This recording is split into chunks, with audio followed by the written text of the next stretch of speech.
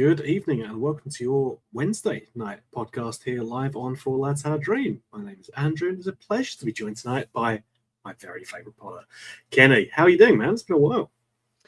It has, mate. How are you? I'm very well, thank you. Been a busy day and I've been up since the crack of dawn on my day off. So I'm shattered, mate, actually. I'm quite tired. Oh, don't worry. I'm sure we'll find a way to get you energised and excited for the rest of your evening ahead at least. Give me 2 seconds. My door is just literally went off. No, you take your time. It's fine. I'm not going to do anything. I'm waiting until Kenny comes back. I'm that disappointed in him. Just upset. What can you do? Can't get the staff these days. Honestly, I swear. Sorry, mate. Very important. So yeah, what I probably could have done while Kenny was answering his door was to thank all of our lovely sponsors. We're soon to be adding another one, but I'm not going to talk about them yet because we haven't updated the graphics yet. But before we do that, let me thank CBD Oil Scotland, Candied, LBJ Consultants, Elite Scooters Scotland, Metaclad, our roofing partners, Aesthetics Lounge by Sharon, Denhay Bacon, the quintessential British bacon, as well as our partners Black Rooster, Art of Gold, and the RYDC.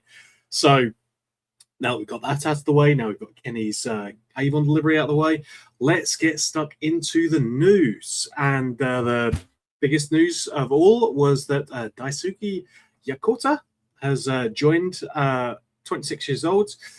He is a left-footed right-winger who's played in the left wing before, so that's always, ideal to have someone who can cover in both locations, given that we don't really have anyone, apart from maybe Finlay Curtis, who we trust, on either wing right now. 3-year deal for something that's going to go up to potentially £3 million, I think, based on add-ons, etc. It's the option of 4th year as well. He is in the Europa League squad. He was on the plane over to Poland, so he could well feature in the game coming up.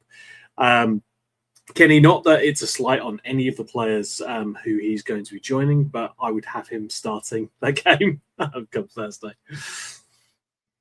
Well, yeah, we need creativity, mate, and if he can settle in really quite quickly and get used to the squad, and Derek McInnes likes a look of him, I actually think he'll certainly feature. Whether he starts or not, I don't know, mate, but he'll be featuring, I would imagine, because we are desperate for pace. We're desperate for creativity, and by all accounts, he has that. So, yeah, I'm with you on this. I would probably be very inclined to start him, give him an hour, because, well, we've seen what Derek McInnes felt about Jerry Kasama on Friday night. He gave him 45 minutes, and just, no, that's not happening. So, we have a dearth of wingers at this moment in time. Now we're getting linked with many, but at this minute in time, he's the one that's in the door. So I would be very inclined to start him. Yeah, I mean, given that we're playing Mo Diamande out there on the right wing, and we need options. So yeah, more excited about that. To answer one of the questions in the comments as well, Niko Raskin is also back in the Europa League squad. He has also travelled, so he will be available for tomorrow. Kenny, I mean, I said as much in the group chat today, but if he is fit and he's still our player, then I will be playing him every game that we've got until he goes, because he is a player who's, I think, more valued to us on the pitch right now than he is as a potential sale, because that's all it is right now. I mean, I think we are all excited about what we could potentially get for him, but at the moment it's just potential. So he'd be playing for me. Depending on if he's looked after himself in the last couple of weeks, which I imagine he would have done, because he's a fit lad. So yeah, he would be starting for me. I think we've got about 500 centre midfielders, mate, but he's still probably the best there. Certainly, when you look at his World Cup form and stuff like that. It depends what Derek McInnes thinks again, but I tend to agree with you. I would be, for continuity, for the experience that he has at a European level, where some of the new signings don't have that. I would be quite inclined to start him. We will see how fit he is, though, because he only came back into training on Monday. So, yeah. how fit he's going to be, I don't know, but he's certainly a player that until he goes, yeah, it's a kind of no-brainer for me. You get him in every squad, and we know what he can do. He's a danger at set pieces. He can control the ball. It's that simple, and we need to be able to do that. So, in particular away from home, we need to be able to keep it. So we'll see what Derek McInnes thinks, but it's an absolute perfectly sensible thing to do to put him in the squad, regardless to whether he's going or not. You'll call you Stevie there, Andrew. So I beg your pardon. That's quite all right. I mean, it's Wednesday. It's very unexpected. I am slightly different to Stevie in one or two ways, but I won't dwell on those. I think the critical thing for me with Raskin is that when he's on form, he is our best midfielder at the club, for that specific type of role. I think you've got players like Cammy Devlin who are better at breaking up play, but for me right now, he's probably the better of the players that we have for getting the ball forward in terms of the midfield. So he would absolutely be in that team for me. But just to play devil's advocate against myself here, if you're banking on 20 million coming in for him and he goes and breaks his leg, then yeah, you might have shot yourselves in the foot right there. But that's ifs and maybes. If the guys who were doing the transfers were in check, then he'd already be out the door. So for me, selfishly, as a fan, I want to see the best possible thing for Rangers on the pitch, and that means Niko Raskin plays. Yeah, totally agree. It's a simple thing, really, and as for me, more than anything else, we've got a new squad together. We've got 8-9 new signings in now, and they need to bed in. And you can't just throw a bunch of people that don't know each other in, Andrew. So it is one of these situations that you look at and you think, well, do you start him if he's fit enough? Yeah, probably. I don't even know if you're taking a gamble as such. A transfer will take care of itself, mate. You can't play football thinking that you might sign a player or sell a player or anything like that. You've just got to get on with the game. He's in our squad. He's a Rangers player, and until such time he is in the squad, guaranteed. He's far too good a player to ignore just because you can't put kid gloves on him. You've got to actually play your best players, and as I say, a lot of it will genuinely depend for me on how fit he is, because he'll not be quite up to speed the same as the rest of the squad because he's only come back in a couple of days.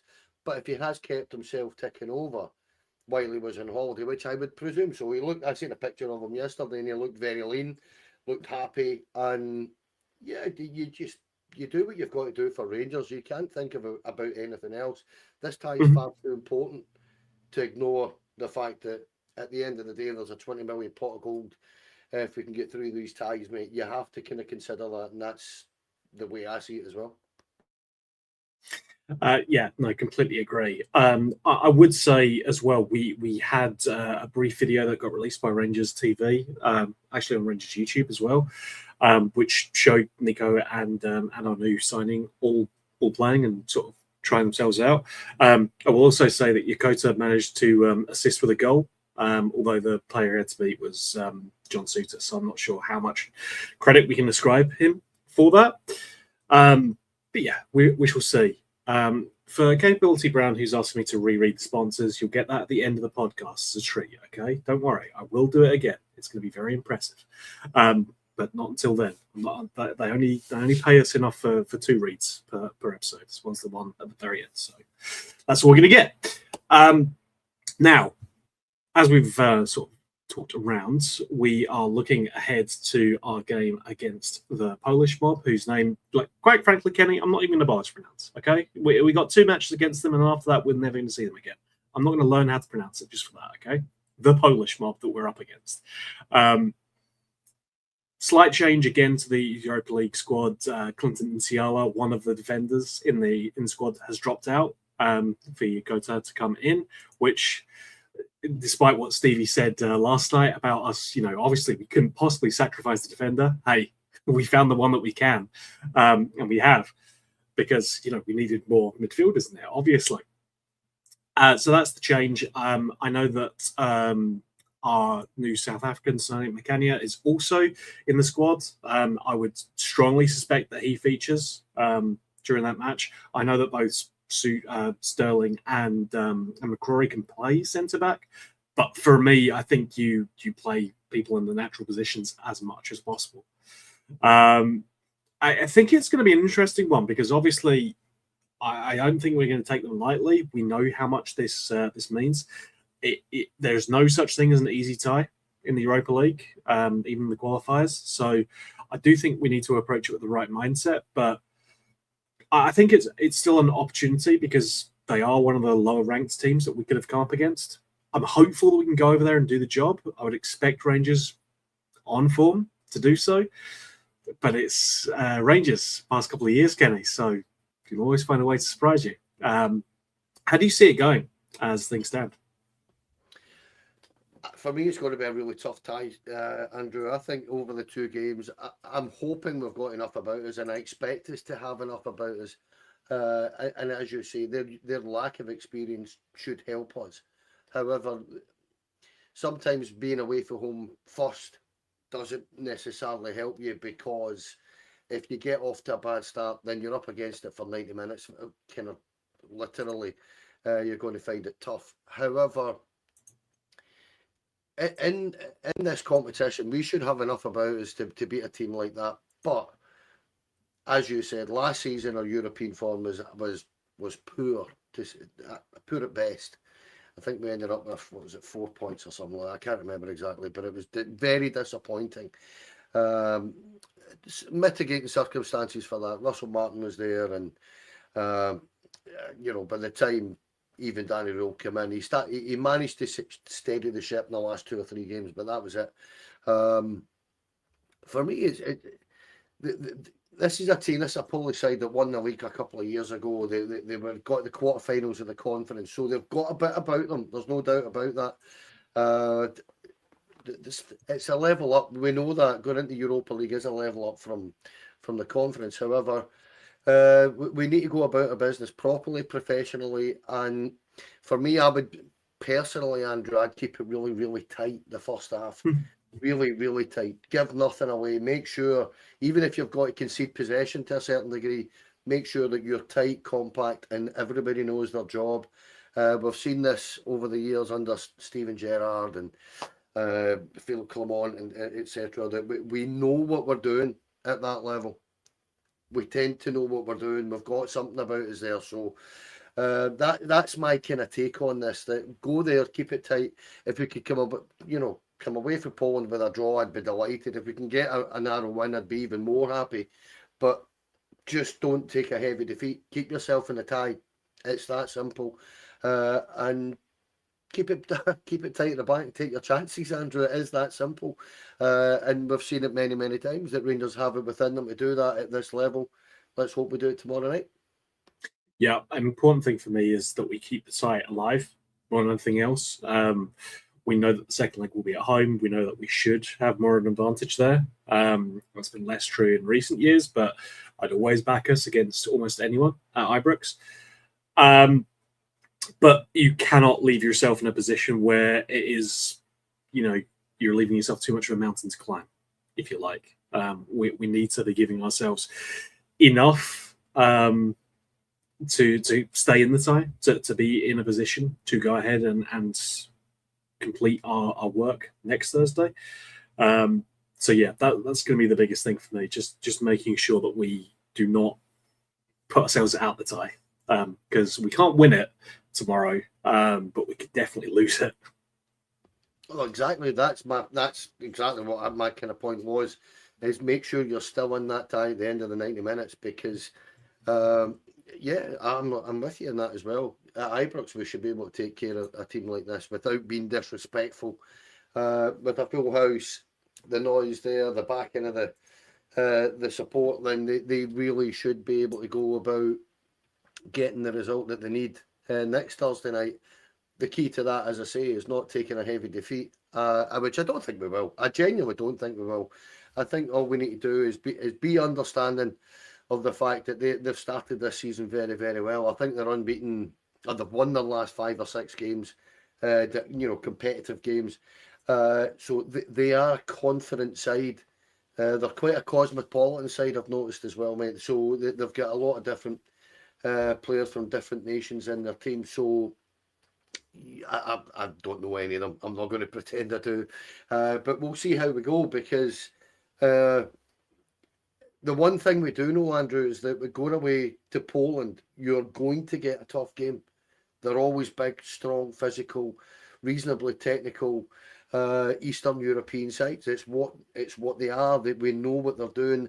I said last night when Stevie and Ross and I were on that the Polish league is very much on the up in the coefficient table. It's up to 10th, where I can remember looking at it maybe 2 years ago, 3 years ago, they were way down in 20-something place. So they're getting, as a league, not so much this team, but as a league, they're getting results on the European stage. So we have to be wary. That's my point. But go about our business, and listen, we're Rangers. Just go about our business, do it properly, and we'll get through this tie. I'm sure of it. Easy peasy. We know what's at stake. We know what we need to do. It's down to the players to deliver. As someone in the comments points out, if you include the friendlies, and we're actually unbeaten in 6 matches. So, obviously, we're going to scoosh this lot. No problem at all. We'll see what happens. Stevie and Amrit are both out there. I think Stevie and CJ Nova are actually part of the Prawn Sandwich Brigade, so be living it up and having a good time over there. But I'm sure we're going to get some reaction from them, and there'll be a post-match tomorrow as well. One thing I did want to talk about before we go into transfer rumours, because we have an abundance of those to go through, is that the game is only available on our TV. That's both home and away, so tomorrow's match as well. I think it's $10.99 for the one-off match, or $16.99 for the full package.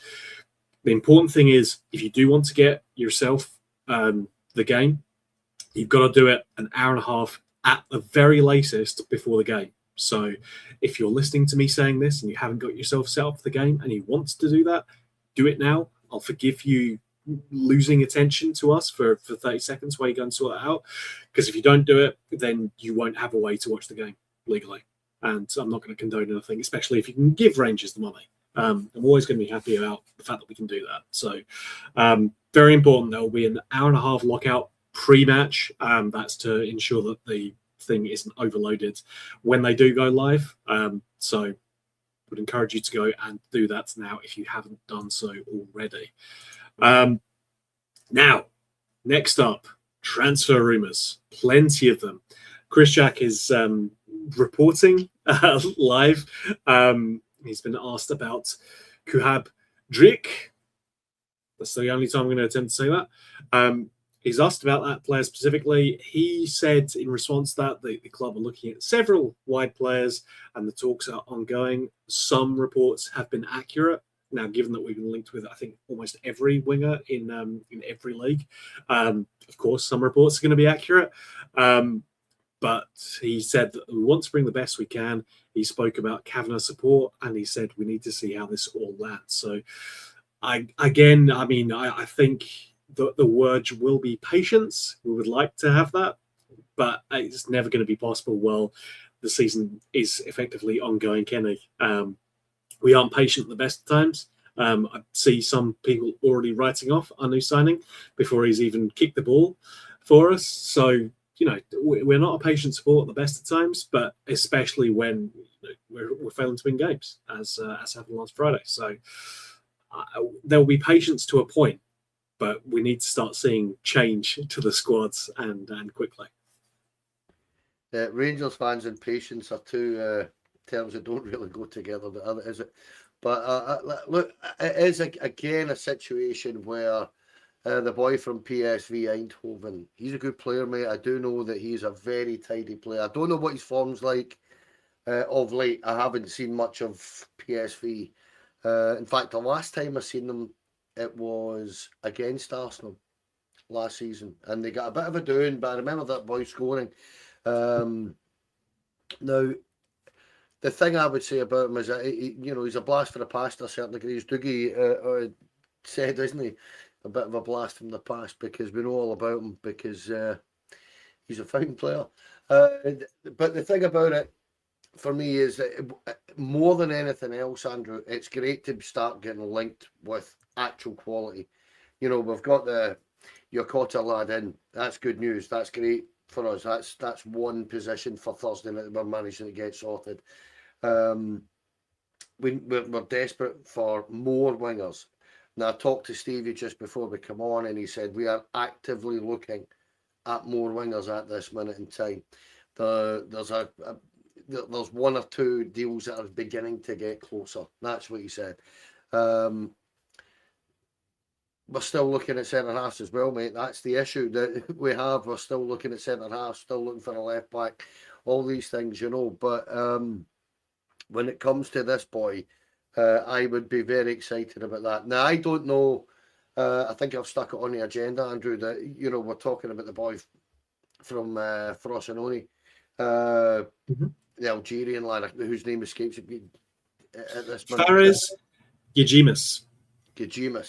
Now, I don't know what the budget's like, but apparently we've had a 10 million bid rejected for him.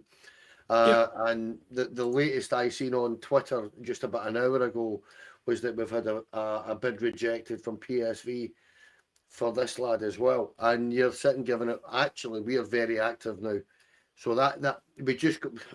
For I'm saying, there is no such thing as patience amongst Rangers fans. We're going to have to be a little bit patient at this minute, because the club are obviously really, really busy trying to get these guys in, and it's nice to see that we're actually going out for the actual big money targets that we knew that were going to come, Andrew, and that's the good thing for me, that we're actually going out our way to try and get that. The quicker they come, the better. We understand that, but we have to be realistic and say that you can't just necessarily just give a club exactly what they want for him when you don't feel that, personally, we don't feel that he's actually fully worth that. So you've got to do your negotiations, but don't take too long with the Rangers, because we're all getting itchy feet, and we're getting a little bit impatient with it, as you say. Will always be the case until we start winning things, Kenny. That's always the way. The fact that we've had a 10 million euro bid turned down, the fact that we're looking at a player who's rated at around 8 million euros as well, it does suggest that we are still in a position where we can spend big money. I do not think that we need to have the Raskin money in prior to that. The budget that is available is there. Obviously, it will help balance the books if a player goes out. If some players go out, I don't think Raskin's the only one where that is the case. There's plenty of business to be done. The thing that I'm very conscious of is we need to make sure it's done sooner rather than later. But we're only one factor in this. There's the player, there's the other club, there's agents as well. Plenty of other moving parts to make transfers happen. So, Gajemas and Driek, two players who, again, we're looking in those key areas. It's wingers. I think, as you guys were talking about last night, we have now one right winger. We have our left winger as well in Finlay Curtis. For me, I think we need another one in each of those positions. Not Jedi Gasama, unless he develops a new level of form that we have not seen from him in a number of months. No, he's not going to do that, mate. I remember this time last season, or just at the start of last season, he started very well. We know that. However, it's his attitude, it's his lack of application that kind of gets me sometimes. And I don't want to stick the boot into the kid, because he is only, 22, 23. But it's not good enough. Yeah, as I say, I think Derek McInnes has looked at that. He's taken his time to go out his way at the open day the other day to talk to him and one-on-one stuff, trying to get the best out of him, gives him the trust to start him on Friday, and he's hooked him in 45 minutes. He's just went, no, it's not enough. You're not doing your job properly.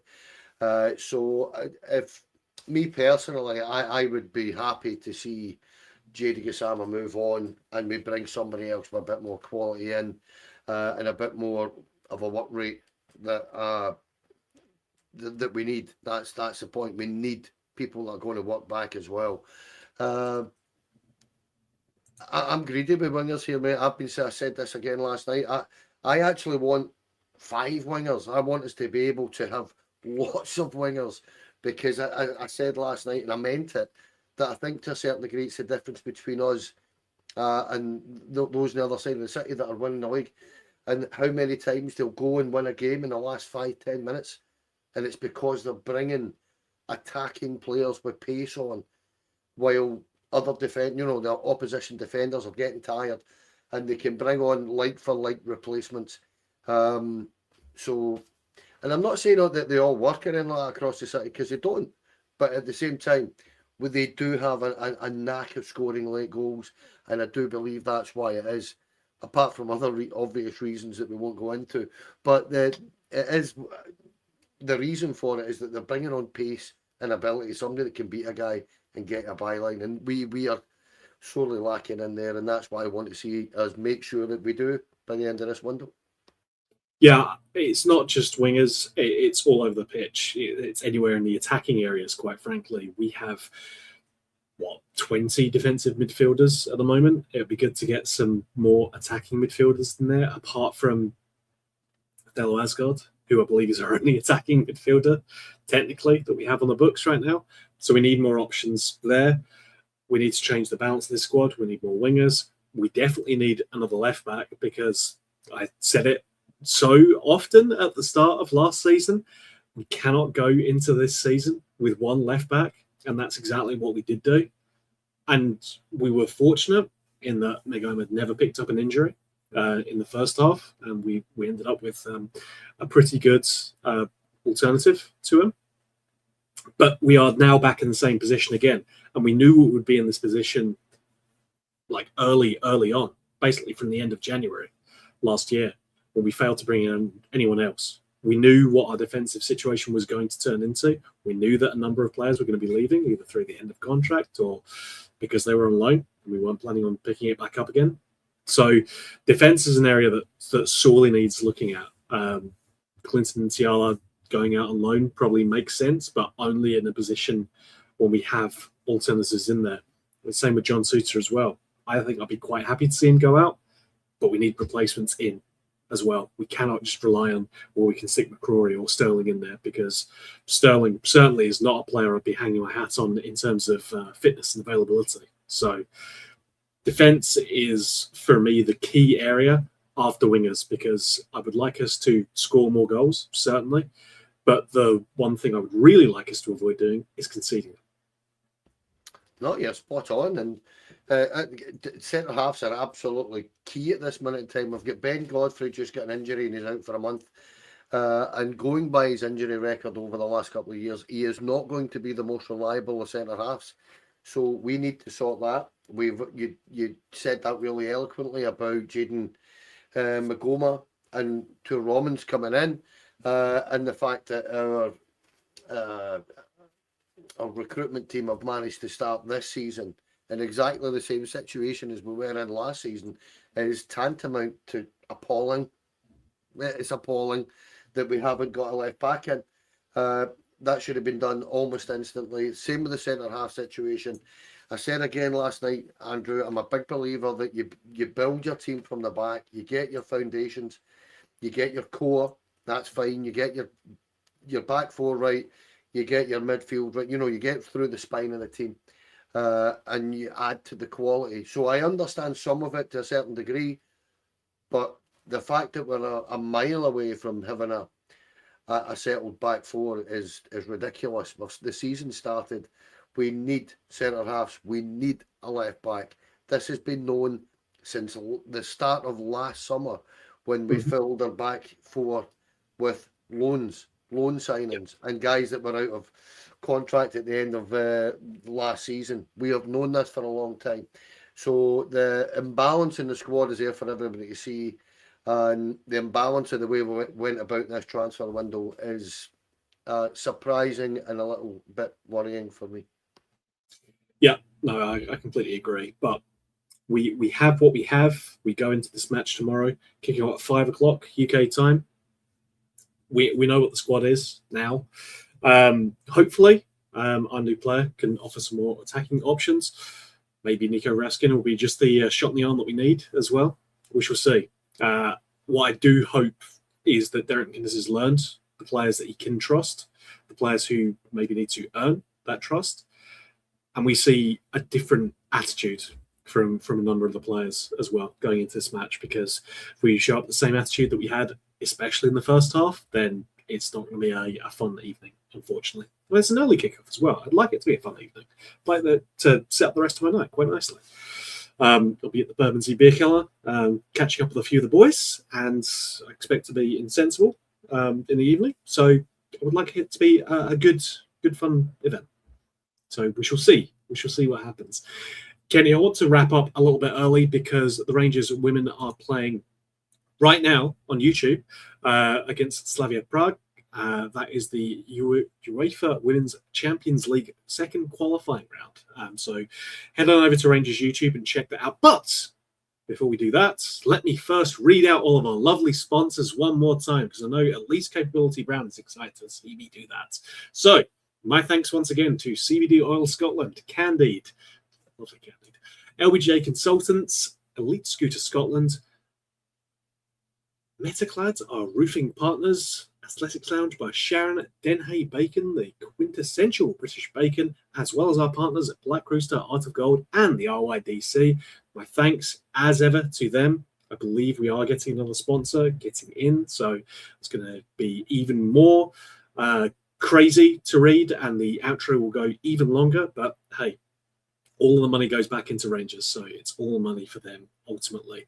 I also want to thank a lovely audience for tuning in. It's been great. It's always a nice treat for me to break out the Friday and come on here for a different day instead, so it's always fun. So I've enjoyed that. And finally, couldn't go anywhere else without thanking the OG, Kenny, who convinced me to do this in the first place. Thank you so very much, mate. Always appreciate it. And yeah, just hoping your team wins come Thursday.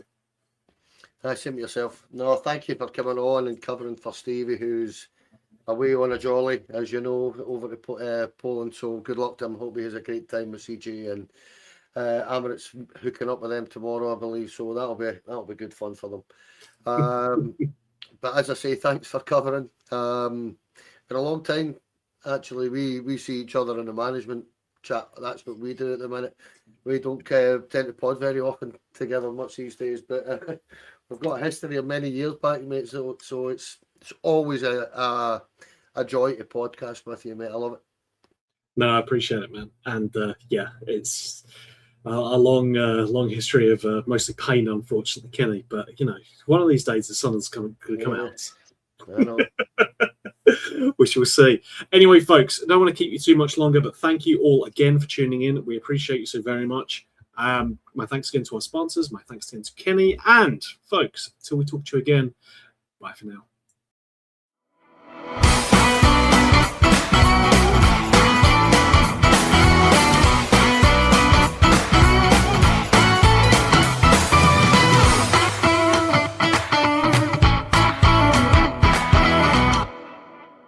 The Four Lads Rangers podcast is proudly sponsored by Candide, LBJ Consultants, CBD Oil Scotland, Elite Scooter Scotland, and Metaclad, Four Lads exclusive roofing partner. The Athletics Lounge by Sharon, Denhay, the quintessential British bacon. Thank you to all our sponsors, and in partnership with Black Rooster, Art of Gold, and Rangers Youth Development Company. Thank you for listening to or watching the podcast. We hope you enjoyed the show.